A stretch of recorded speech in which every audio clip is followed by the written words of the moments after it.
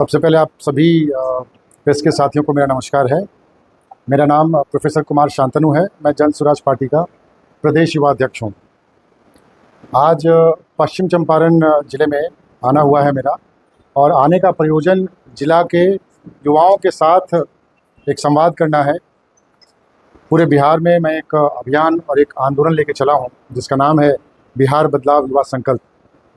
इस अभियान के तहत मैं हर ज़िले के युवाओं से मिल रहा हूं, उन तक अपनी बात पहुंचा रहा हूं, उनको एक संकल्प से जोड़ रहा हूं।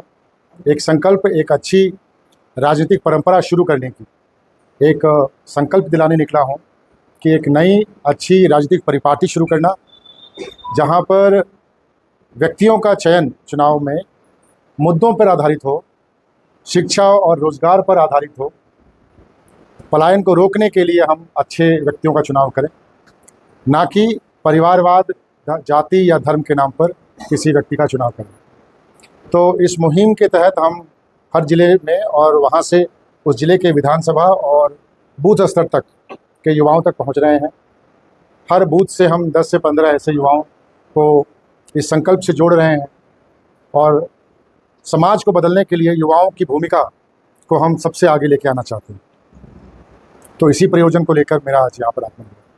समय युवा काफी बेरोजगार है जी। बिहार की सबसे बड़ी बेरोजगारी है जी। स्वास्थ्य है, रोजगार भी है।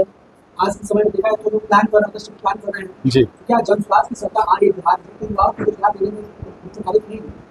देखिए, आपने पिछले 30-32 सालों से दोनों गठबंधनों को तो देख ही लिया है, और दोनों की के माथे पे जिम्मेदारी थी कि यहाँ के युवाओं को अच्छा रोज़गार, अच्छा शिक्षा मुहैया कराएं, और दोनों ही गठबंधन फेल हुए हैं। जब जनसुराज की तरफ पूरे बिहार के लोग एक विकल्प के रूप में देख रहे हैं, तो जनसुराज ना सिर्फ बिहार के युवाओं की परिस्थिति बदलने का आश्वासन देता है, बल्कि उसको कैसे जनसुराज सत्ता में आने के बाद पूरा करेगा उसका एक रोड मैप भी देता है।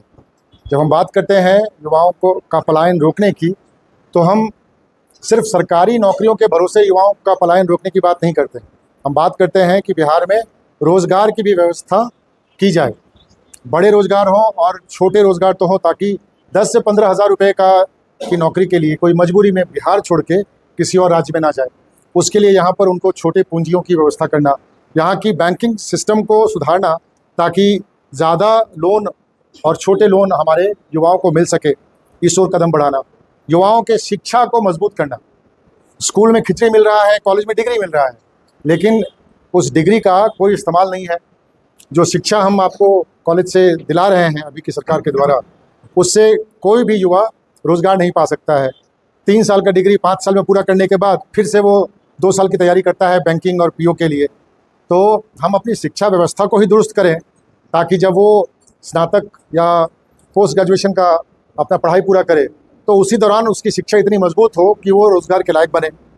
तो जब आप शिक्षा को मजबूत करेंगे तो युवक रोज़गार के लिए स्वतः तैयार हो जाएगा। दूसरी तरफ आप जो युवा रोज़गार करना चाहते हैं, छोटा रोज़गार करना चाहते हैं, उनको अगर हम बैंकों के द्वारा कुछ अच्छा लोन, कम दर पे लोन दिला पाएँ, तो भी आपका रुक जाएगा। तो ये कई सारी रोड मैप है जिसको लेके जनसुराज बात करता है। हम सिर्फ वादों की बात नहीं कर रहे हैं, हम सिर्फ युवाओं को ठगने का काम नहीं कर रहे हैं। पिछले 20 साल से यहाँ की सरकार कह रही है कि भाई हम पलायन रोकेंगे, लेकिन बिहार को मजदूरों की फैक्ट्री बनाने का काम भी इसी गठबंधन की सरकार ने किया है। तो जनसुराज जो विकल्प की तरह आई है, वो सिर्फ वादों के बहाने नहीं आई है, उसके पास एक रोड मैप है, और हम उस पर ज़रूर सफल होंगे।